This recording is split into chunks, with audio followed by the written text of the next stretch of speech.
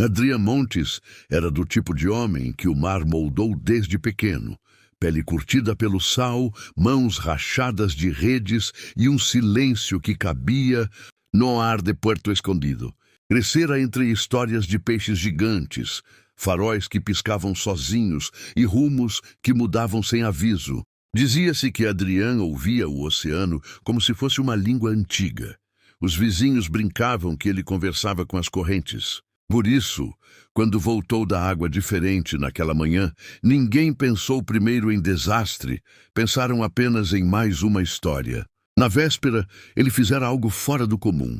Tirou do armário sua velha câmera subaquática, pesada, com marcas de sal, e a encheu de baterias novas. Contou a Mateu, seu amigo de infância e companheiro de porto, que sentira algo a roçar o casco do barco enquanto soltava a rede.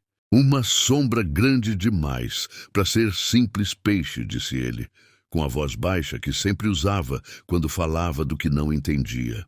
Mateu riu, chamou de mar de memória, mas notou Adrian mais inquieto do que o habitual. Na manhã seguinte, Adrian partiu antes do nascer do sol. Partiu sozinho como fazia desde menino, levando o barco adiante, cortando a água espessa e imóvel. O mar parecia prender a respiração, nem gaivotas cruzavam o céu. Quem ficou em terra sentiu um pressentimento difícil de nomear, um frio que não vinha do vento. Por volta das 9, o rádio do cais captou apenas um sussurro. Vou descer a câmera. Tem algo grande aqui. A voz sumiu num chiado. Depois, silêncio. O barco de Adrian ficou imóvel sobre uma área marcada em mapas como perigosa, um poço de profundidade onde redes sempre voltavam rasgadas, onde o sonar devolvia ecos estranhos. Ele lançou a câmera, puxou a haste e deixou que o equipamento afundasse em lentidão calculada. A gravação começa com bolhas, com o ruído abafado do motor e com a luz pálida da manhã filtrando a superfície. Depois, a imagem mergulha para a escuridão. No vídeo, a água aparece mais densa, quase viscosa. Adrian comenta baixo sobre uma corrente fria que corta a coluna d'água, algo que não deveria existir naquele ponto naquele mês. A lente aproxima-se e capta uma ausência que é presença, uma sombra absoluta que não tem contornos nítidos, como se fosse feita do próprio breu do fundo. A forma avança, lenta e consciente, sem pressa, sem necessidade de acelerar. Pequenos pontos de luz surgem ao redor, pulsando com ritmo, e por um segundo a câmera registra o que parecem olhos. Não um par, mas vários reflexos, profundos como buracos na noite. Minha nossa, tá vindo para cima. A voz de Adrian soa pequena diante da pressão do silêncio. O equipamento treme, a imagem distorce, como se o próprio mar interferisse na eletrônica. Um som grave, que a câmera mal capta, vibra nas estruturas do casco. Não é um rugido de animal, nem um tremor geológico reconhecido. Algo entre um lamento e um compasso lento. A sombra circunda a lente, aproxima-se como quem examina um intruso. A última cena é um plano aproximado, indistinto, algo translúcido e imenso preenchendo o quadro, e então um claro, um lampejo de azul profundo que rasga a imagem antes do corte brusco. Não há luta filmada, não há bolhas desesperadas, nenhum som de queda, apenas um corte seco. O vídeo termina com 3 segundos de completa escuridão e silêncio absoluto. Pelo rádio, ninguém mais ouviu Adrian. Seu barco, dias depois, foi encontrado vagando sem tripulação, com as redes recolhidas e a lanterna do convés ainda quente, como se ele tivesse saído há pouco. A câmera estava a bordo, o cartão intacto com aquela única sequência gravada. Bolhas, escuridão, sombra, lampejo. Não havia sinais de violência. Não havia qualquer destroço que explicasse o desaparecimento. Apenas a gravação, que passou a rodar em segredos e fóruns, fazendo especialistas prenderem a respiração. No porto, as perguntas começaram a nascer como espuma. O que poderia ser tão grande e silencioso? Como uma presença capaz de interferir em equipamentos e, aparentemente, em algo mais profundo que a matéria. E a dúvida que ficou presa em toda a vila, como uma maré que não recua. Será que o mar, em algum recanto, guarda algo que observa os barcos e leva aqueles que olham de volta? Era comum embarcações descarem sozinhas quando o vento mudava, mas havia algo inquietante naquele retorno. A forma como o casco roçava na areia com suavidade, como se tivesse sido guiado de volta com cuidado. O motor estava desligado, as redes dobradas do jeito meticuloso que só Adrian fazia, e a lanterna do convés ainda quente, indicando que fora acesa não muito tempo antes. Os pescadores se reuniram ao redor, cada um tentando disfarçar o frio que subia pela espinha. Mas o barco estava vazio. O problema não era apenas a ausência de Adrian, era a presença do silêncio. Foi Mateu quem encontrou a câmera subaquática. O cartão de memória estava dentro e pela primeira vez na vida, Mateu tremeu ao segurá-lo. Ele chamou a guarda costeira, que recolheu o barco, a câmera e iniciou uma investigação oficial. Contudo, antes mesmo dos especialistas analisarem o vídeo, um rumor começou a circular entre os moradores.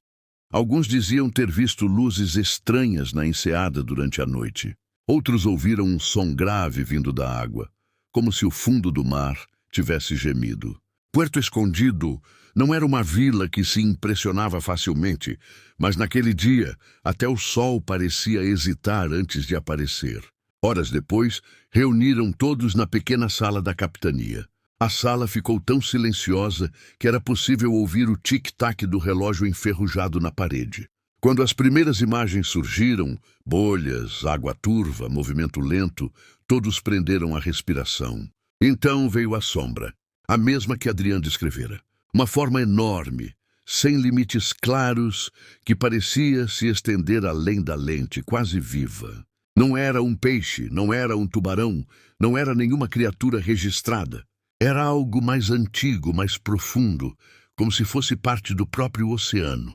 Quando os pontos luminosos apareceram ao redor da sombra, a sala inteira inclinou-se para a tela como se fossem puxados por um magnetismo inexplicável. Os olhos, se é que aquilo poderia ser chamado assim, piscavam num ritmo irregular, como se estivessem se ajustando à presença da câmera. E então veio o som. O mesmo som grave que moradores disseram ter ouvido durante a noite. Era quase humano, mas ao mesmo tempo completamente estranho, como se ecoasse da estrutura do planeta. O vídeo terminou de forma abrupta, deixando todos com a sensação de que algo continuava observando dali, mesmo através da tela apagada. Erasmo tentou manter a postura firme, mas seus olhos denunciavam o impacto. Ele ordenou que ninguém comentasse nada com a população até que entendessem o que tinham visto. Ainda naquela tarde, chegaram 2 especialistas da capital, oceanógrafos acostumados a lidar com fenômenos incomuns. Viram a gravação 3 vezes seguidas e trocaram olhares carregados de nervosismo. Não havia explicação lógica. Um deles afirmou que a criatura não se comportava como animal conhecido. Sua movimentação sugeria consciência, quase uma curiosidade calculada. O outro apontou as interferências eletromagnéticas registradas no vídeo que indicavam uma presença capaz de afetar equipamentos à distância. Ondas vinham fracas, quebrando antes do tempo. A água ficava mais escura perto da região onde Adrian gravou o vídeo. Pescadores que tentaram se aproximar relataram a sensação de serem observados, como se algo se movesse sob os barcos, acompanhando cada movimento. No fim do dia, Mateu fez algo que ninguém esperava. Ele voltou ao porto sozinho, olhou para a imensidão escura da água e disse baixinho: "Se você está aí, devolva ele." Não sabia se falava com o mar, com a criatura ou com o próprio medo. Naquela noite, Puerto Escondido não dormiu. O vento soprava estranho, alternando entre rajadas violentas e um silêncio tão profundo que fazia os moradores segurarem a respiração sem perceber. Era como se toda a vida tivesse se retirado da costa, deixando apenas a sensação de que algo enorme, invisível e atento permanecia ali, logo abaixo da superfície. Os especialistas que analisavam o vídeo de Adrian decidiram passar a noite na capitania. O comandante Erasmo os acompanhou, embora estivesse inquieto de uma maneira que nunca demonstrava em público. Embaixo, algo sólido, talvez artificial. Enquanto isso, Mateu caminhava pela orla, sem conseguir tirar da mente a resposta silenciosa que sentiu mais cedo. A pequena onda que tocou seus pés parecia uma saudação, um aviso ou um convite. A vila inteira sabia que ele era o mais próximo de Adrian, o único que poderia tentar compreendê-lo. A luz vinha de longe, da região onde Adrian gravara o vídeo. Era suave, mas firme, como se marcasse um ponto específico, no fundo do oceano. Mateu correu até a capitania e chamou Erasmo. "Está acontecendo de novo", disse ele ofegante. Os especialistas, ao ouvirem isso, pegaram seus equipamentos e seguiram até o pier. A cena que encontraram fez os três congelarem por um instante. O mar estava imóvel, mas a luz azulada se movia lentamente, subindo e descendo como se respirasse. Não era bioluminescência comum, era algo mais organizado, um padrão talvez. Os oceanógrafos começaram a gravar imediatamente, mas antes que pudessem aprofundar a análise, uma vibração percorreu o chão, fraca, mas suficiente para fazer as tábuas do pier rangerem.